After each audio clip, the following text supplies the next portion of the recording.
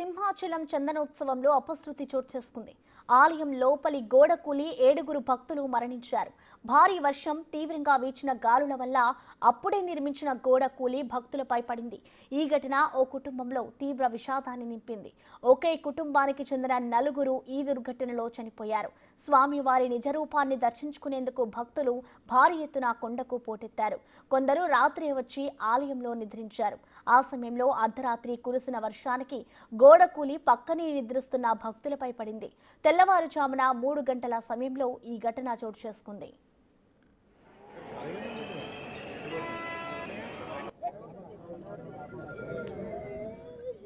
స్వామివారి దర్శనానికి వచ్చే భక్తుల కోసం మెట్ల మార్గంలో రిటైనింగ్ వాల్ నిర్మించారు. చందనోత్సవం కావడంతో భక్తుల కోసం ఓ భారీ టెంట్ను కూడా ఏర్పాటు చేశారు. గాలివార సమయంలో టెంట్ కోసం ఏర్పాటు చేసిన స్తంభాలు కదిలిపోయి రిటైనింగ్ వాల్ పై పడిపోయాయి.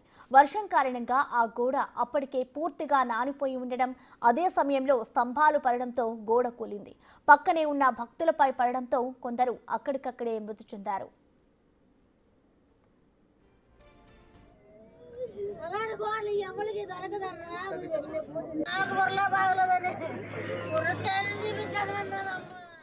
ప్రమాదం జరిగిన వెంటనే ఎన్డీఆర్ఎఫ్ సిబ్బంది, అధికారులు సహాయ కార్యక్రమాలను ప్రారంభించారు.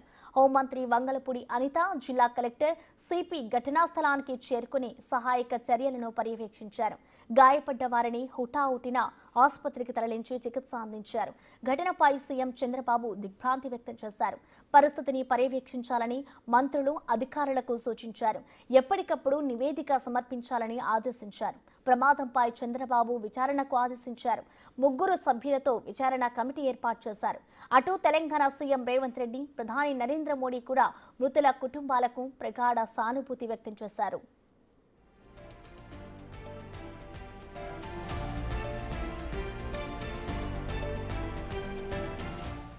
మృతుల కుటుంబాలకు ఏపీ ప్రభుత్వం ఎక్స్గ్రేషియా ప్రకటించింది.